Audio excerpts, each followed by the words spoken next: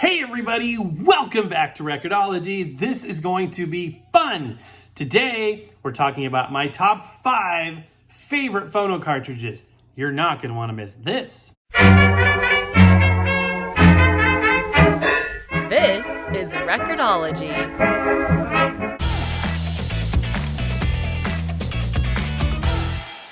Plus, stay tuned because I'm going to show you my least favorite cartridge. It's one I'm actually running right now. It's no good. And I'm going to tell you why and what it is. Stay tuned to the end for that.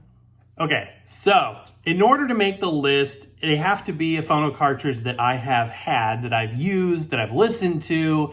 So this isn't going to be the top 5 best phono cartridges of all time necessarily, because there's a lot more out there that I want to and need to hear. These are just ones that I so far have heard and like and would recommend, all that kind of stuff. Also, I'm going to share with you the current prices on Amazon, but the price range of these is going to vary wildly from like $18 to hundreds of dollars.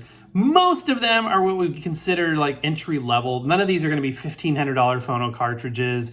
I would love to hear something like that. They're all moving magnetics for the most part. It's moving iron, moving Pomeroy, but mostly the moving magnetic category. No moving coil stuff. So definitely entry level. But the good news is for those of us here on this entry level channel is they're rather affordable and will yield fantastic results. So in a particular order of counting down 5 to 1, here is number 5 on my list.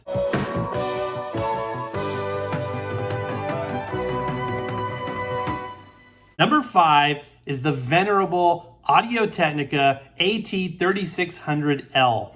And you may be saying to yourself, this is on the top of your list? This ships standard with like 95% of new record players. Why would you recommend this? It's an $18 cartridge that performs way better than it has any business to. It is a beautiful sounding cartridge. And I think that if it was priced at $100, people would revere this as one of the best cartridges in that price range. That's how good this thing is. It is fantastic. The fact that it's less than 25 bucks, depending on where you get it, 18 to 20-ish, it's just mind-blowing. This thing is a fantastic, rugged phono cartridge. I get a lot of questions from people saying, I got a 3600, what should I upgrade to? And I'm like, nothing, don't upgrade it. Plus, you can just go over to your local Walmart today and buy a stylus. And you can thank Crosley and Victrola for that because they have really helped drive the vinyl resurgence. You can go to Walmart today and buy a replacement stylus for the 3600L. You will pay more there than you probably should. It's like $25 at Walmart. You go online, you can get that same thing for, $10 to $15. But the point is, it's low cost to operate. It does not, a lot of these cartridges are a wonderful investment, but then you got to realize down the road, you're going to be spending a decent amount of money to put a new stylus on that thing a few years down the road when it wears out. Whereas the 3600, you can just go and go and go. Low cost of ownership. That's why it's my number 5.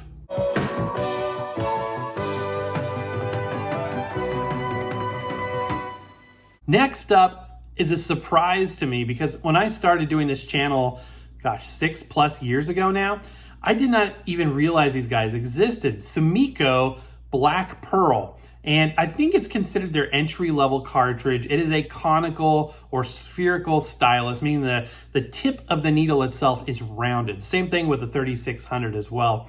And but it's a beautiful sounding cartridge. It's $89. It's very warm, and I personally prefer cartridges for the most part that sound warm and have just a warmth and a good tone quality to it. It's hard to describe, and it's all preference. Some people prefer cartridges that are colder and perhaps more accurate, but I like the warmth. I want it to track perfectly. We can't have any distortion, no semblance issues, but at the same time we want to make sure that there's a warm tonality. For me personally, this is all very subjective.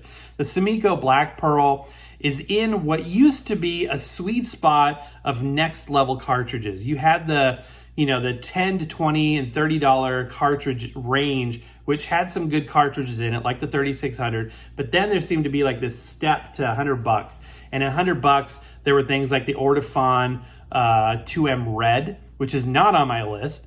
It's a fine cartridge. I have had it, but it's not on my list. It wasn't one of my favorites. And I know everybody's like, what are you talking about? That's my favorite. Or the blue, it's even better. That's more expensive. But for me, it was interesting because I noticed that the $100 mark, a lot of cartridges were at that range. And what I'm seeing as of the research I've done for this video today is the pricing for that is kind of skewed a bit. Some cartridges that were at that $100 mark recently have become cheaper, and as we will see, and some of them have gotten more expensive. And that's kind of a bizarre thing. But the Sumiko Black Pearl is a beautiful, warm cartridge. I love it. I run it quite a bit. Highly recommended, coming in at number 4.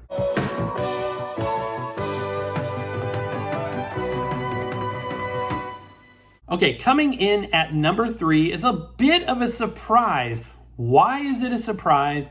Typically, I've said in the past that Audio-Technica cartridges, to me, sound neutral. They're a good, non-biased, neither warm nor cool sounding cartridge. And that Audiophile sounded cool and Grado sounded warm. And like I said before, I like the warm tonality. So I would typically lean towards Grado over Audiophile. But I have been listening to my Audiophile OM5E quite a bit lately, and I have really grown to like it. To me, it doesn't sound as cold as I remembered. I'd had it in years past, and it was fine. It's an elliptical, so it's going to track more accurately. It's going to ride deeper in those grooves. People love to argue with me about it doesn't ride deeper in the grooves. Absolutely does. If you look, and I've shown the diagrams and everything, but it rides deeper in the groove, and it just has a good neutral sound. And from a price point, $79.99. It used to be a $100 cartridge. Now it's one of those ones that's moved out of that range into the $79 range. I think it's a steal. It's a cool looking little cartridge. It's low cost of ownership, which is fantastic. The ellipticals and everything from this point forward is going to be elliptical, and I've really become an elliptical fan. There are a couple of reasons for that. One, they track better. They typically sound better because they are more accurately tracking the groove. And number 2, and this is a really interesting thing for people that listen to older records that don't have a problem putting on a thrift store record on their turntable, is that if you get a worn record, most turntables back in the 50s, 60s, and 70s were running spherical conical styli. That means that if in the groove, that conical stylus was making contact at a certain point and the wear occurs at this certain point in the groove. So if you play it back on a stylus that rides in that same position, you're going to, experience the sound degradation of the wear. However, an elliptical rides further down in the stylus. It doesn't rely on these worn out areas. Therefore, you can play a worn out record and realize sometimes amazingly fantastic sound simply by using an elliptical that rides deeper in the groove. So it is a great stylus to go. Now, elliptical is a little more expensive. Like I said, it's still fairly low cost of ownership, but once you get in the elliptical range, things are it's a sharper stylus essentially, so they don't last quite as long as a conical spherical stylus.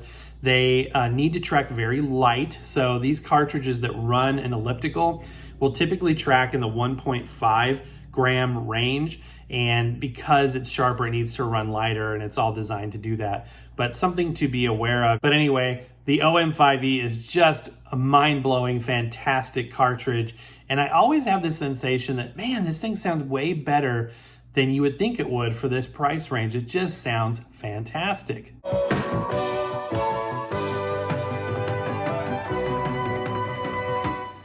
Okay, and coming in at number 2 is the Audio-Technica AT95E, another elliptical, and this one is only $59. It's even more of a value. So, don't be persuaded by the masses to think that more money always equals better. It is warm, which is weird because Audio-Technica, to me, usually doesn't sound warm, but this one does.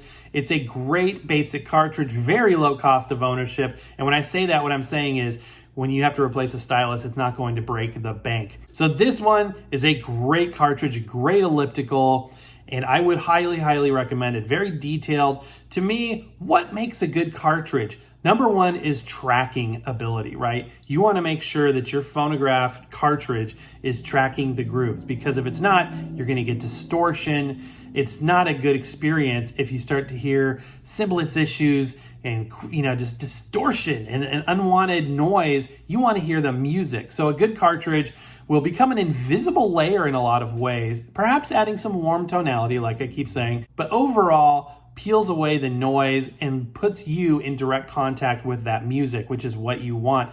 Good technology is invisible technology.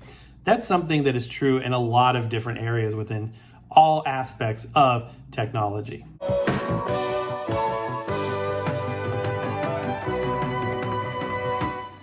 Okay, coming in at number 1 is the venerable Grado Gold Prestige.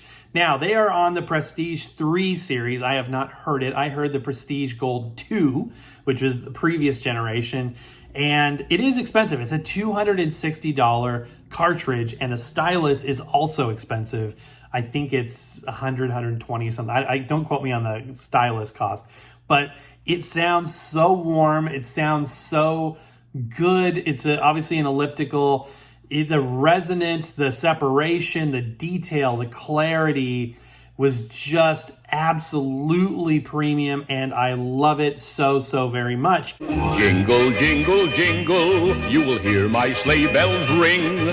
I am old Kris Kringle, I'm the king.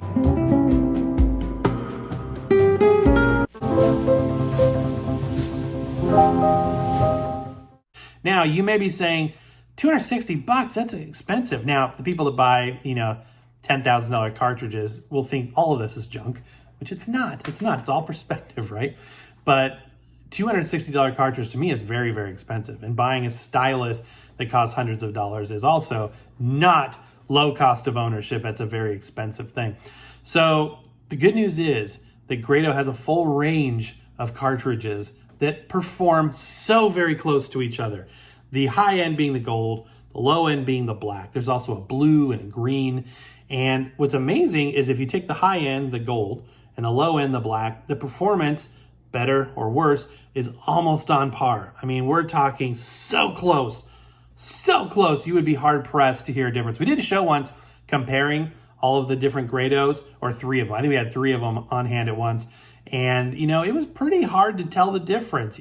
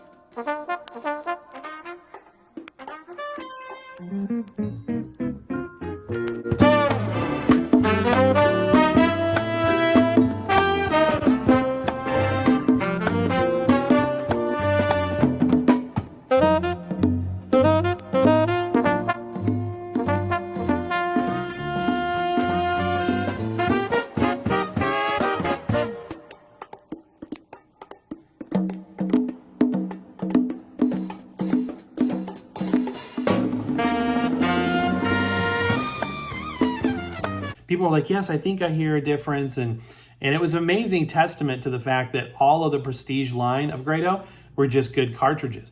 And the great news is the Grado Black, which is also my number 1. I'm kind of cheating here because my number 1 is like 4 cartridges. Grado Prestige is what it is. So Grado Black, only $100. And then if you want to go the best of the best I've ever heard is the gold, because I do have one. In fact, it's right there. And that was $260. So if you have the black, it'll be a lot less expensive to replace stylus, and they all sound fantastic. So it is a great cartridge. It sounds fantastic. They're hand built in Brooklyn and a family run business. Just absolutely great stuff. Okay, so what is the cartridge that I don't like, and why am I still using it? It's on my Technics SL-BD22, and the reason I'm using it is it's a P-mount, and I don't have a whole lot of different P-mount cartridges. I've got like 3 of them. And this particular one happened to come with this, and I bought a new stylus for it. So I've been running it and trying to get the most out of it, but I am just continually disappointed in this cartridge. It is an Audio-Technica AT320 P mount. And the reason why I don't like it is it just doesn't track well. If you are listening to the sweet spot of a record, sort of the middle part of an LP, 12-inch LP, it sounds fine. It sounds neutral, sounds very Audio-Technica-ish. It sounds okay. But if you are listening to the inner grooves of a record, if you're listening to a 45, sometimes the semblance is just, it's crunchy, it's like garbled, the tracking is just bad. It's just not tracking well. And this is with a brand new stylus. Also did it with the previous stylus. That's why I replaced the stylus, because I thought it was just a stylus issue.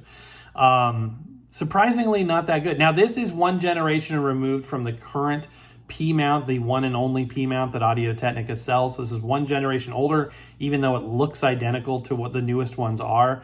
I can't speak to the newest ones. I have never tried one of those out. Hopefully they fix the internals. And I'm going to keep playing with it. If my opinions change, if it seems to start performing well, it could be a one-off. Could be a one-off. I'm just explaining my specific experiences. Well, my friends, that is going to do it for today. As always, I want to hear your comments down below, specifically of your experiences with phono cartridges. Did I miss any of your favorites on the list? Do you have any questions, comments, concerns? Hey, have you subscribed to the channel yet? Amazing fun fact. Actually, not too fun. Like 90% of people that watch this channel are not subscribed. Don't be one of the 90%, be one of the 10%. Make it 11% by subscribing. So go down and hit the subscribe button if you would, please.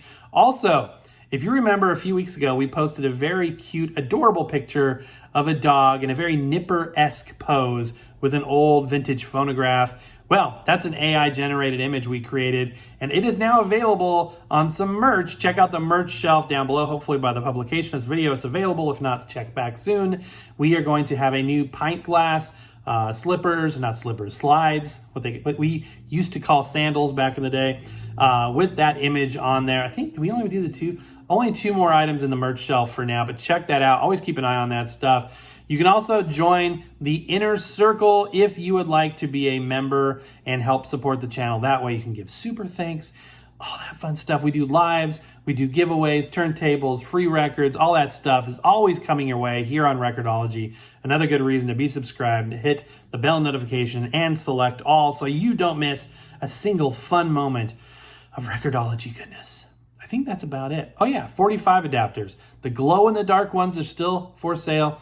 Check out the links all over the page. Get yours today. Again, help support the channel and help us to be able to bring you cool, fun, interesting content. Listen, I want to say a very sincere thank you for taking the time to watch this video. I know it's hard to watch even your favorite YouTube channels because days and weeks are busy and we've got other things distracting us. Whatever you're dealing with today, whatever today's challenge is, let me say to you, it's going to get better and you're going to get through it.